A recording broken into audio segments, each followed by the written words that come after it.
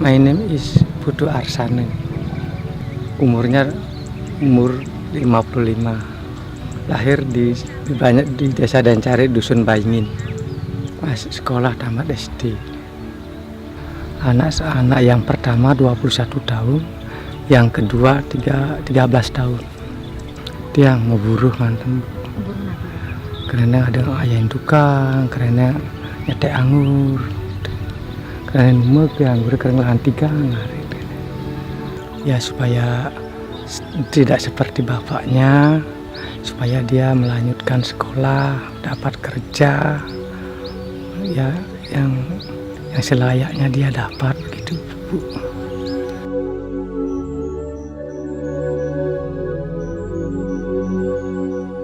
My name is Margaret.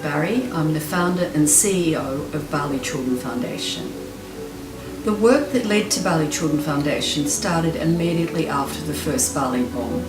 Myself and friends had worked during the bomb, particularly on the Sunday, assisting at Sangla Hospital, helping the injured and helping their families connect, etc. The work I saw achieved on that day was extraordinary. In a situation of very low-level medical facilities at the time, many hundreds of people were helped and eventually evacuated to Australia by 5 o'clock on the Monday morning. It was an enormous effort and almost completely executed by unskilled people. It was that combination that I saw of the Balinese medical staff, Australian tourists who were doctors and nurses and just helpers, Balinese expats and the Balinese community. So all those 4 aspects working together achieved that result.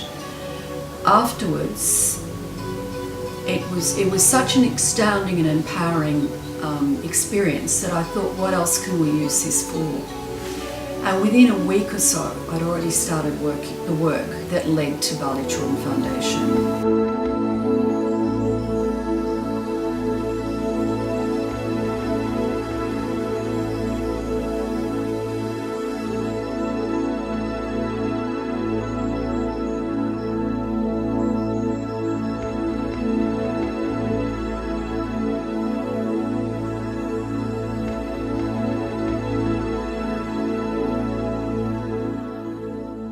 Because I've worked here now for 25 years and worked with staff in a factory who are not particularly well educated, it was apparent to me that there was a huge lack of education in the remote parts of Bali.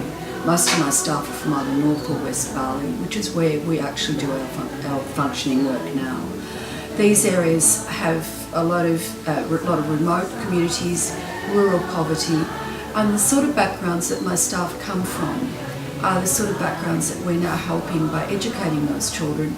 And instead of the grown-up children working at home in very menial jobs with very poor money or working in factories, they will be accessing management and better positions, bringing a lot more cash into the household and creating a sustainable future for the community.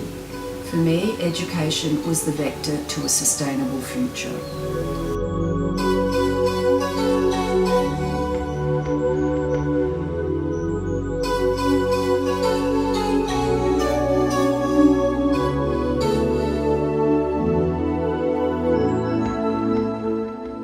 We started in the children's home sector, which is fairly typical of most of the NGOs in Bali and throughout Southeast Asia.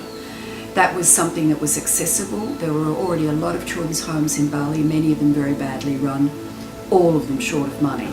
And so in the early days I started working with children's homes in North Bali in Singaraja and in West Bali in district called Malaya.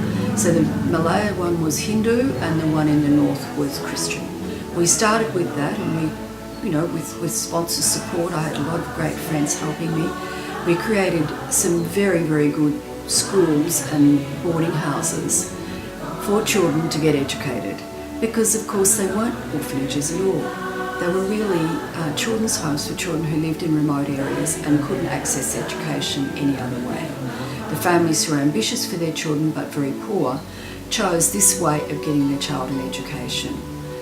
And when I got to understand that, I realised that we had the opportunity to not work out in children's homes, but we could work in communities. Why pull the kids out of home when they can be kept home? So we started in 2002. By 2004, we were starting to look at how to make a community model work, and came up with a policy which, quite extraordinarily, is basically what we still use to this day. We lucked on the right solution first up, and that's a big part of our success. That was very fortunate. What we were observing is that in these remote areas, the children are dropping out of school at the end of primary school, at grade 6 or even before. And that's because the cost of fees and access to schools once you get to junior and senior high become much greater. At primary school, there are a lot of little primary schools dotted through the mountains where our children typically live. Junior highs will be further away, and senior highs often a lot further away because there's a lot less of them. So to keep children in school into junior high, there was a money element required, thought about transport, thought about the sort of back things that are needed in terms of uniforms, etc. A lot more support materials as kids go further up in the range. And so all the support had to be thought through, costed, and we had to figure out how to fund this. So we moved into that model. One thing about keeping the children at home, it's a lot cheaper than keeping them in a children's home, so we saved some money there, and we're immediately able to start growing our numbers significantly. At BCF, what we do, as I mentioned before, we get the kids to school and we keep them at school. This year we've got 1,000 children on scholarship, and we've got 97% retention from the beginning to the end to year 12. At primary school, 100% graduate. So in those communities, we've already totally changed the outcome for those districts simply by having those statistics over 1,000 students. Besides that, we offer opportunities at university for the children who are keen and who are academically capable.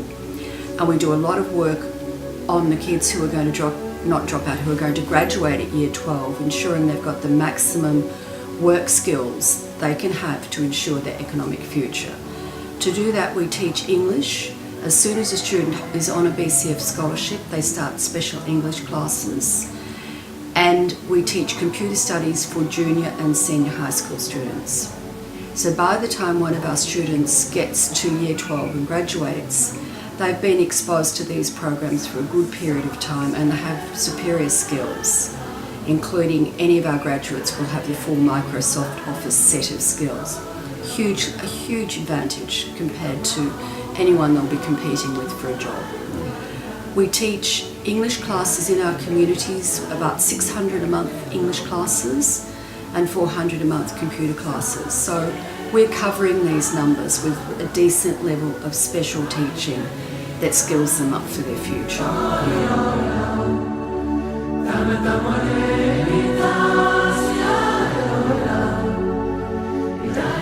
I'm looking to get to 2,000 students. That's our immediate goal, based on our need for fiscal management.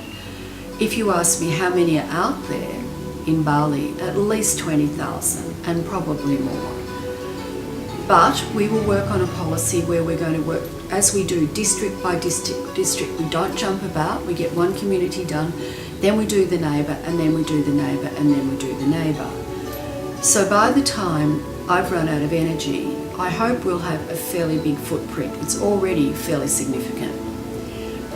As time goes on, I expect we will get support from perhaps from government areas, etc. I think our model is so successful, we can assume as time goes on we will get funding from governments, both Indonesian and Australian. At the moment it's our work to do our job very, very well, to get very good results so that we can prove what a good organisation we have, and so that in the future we get that support. As that support rolls out, that alone will decide how much growth we can achieve. So whether it's 2,000 or 20,000, we'll see. Because we're on a model of strong fiscal management, I can't even grow one student till I've got that promise in place funding-wise. So we're always, the only way we can grow is we have to look for further support. And so the answer is yes, we need more support, and our growth programs will be based on the support we achieve. And that comes from a number of areas. We've got some significant philanthropists who support our work. We have sponsorship model where mums and dads can help sponsor a child in the community, and that provides a funding basis. And we have certain grants which we've been able to achieve. But it's just very important for us always to be mindful of where we are financially and what we need to move to the next step.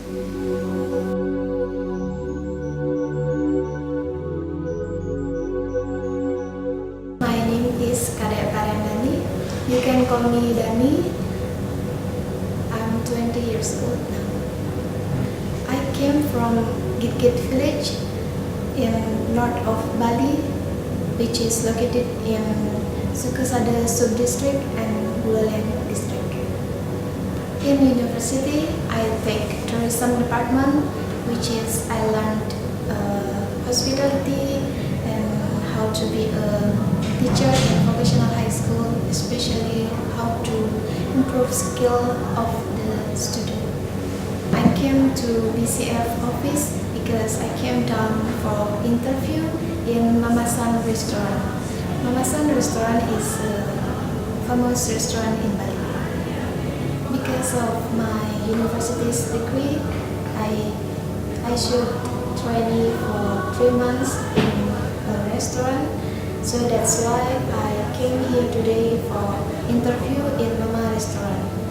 I hope I can have an opportunity to be a trainee in this restaurant.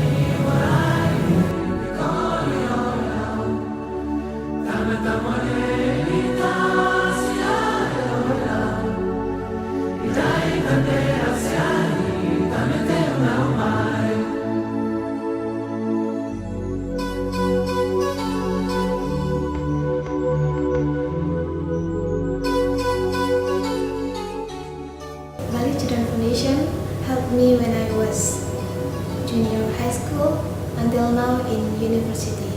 I feel so happy, and now I have opportunity to help my family.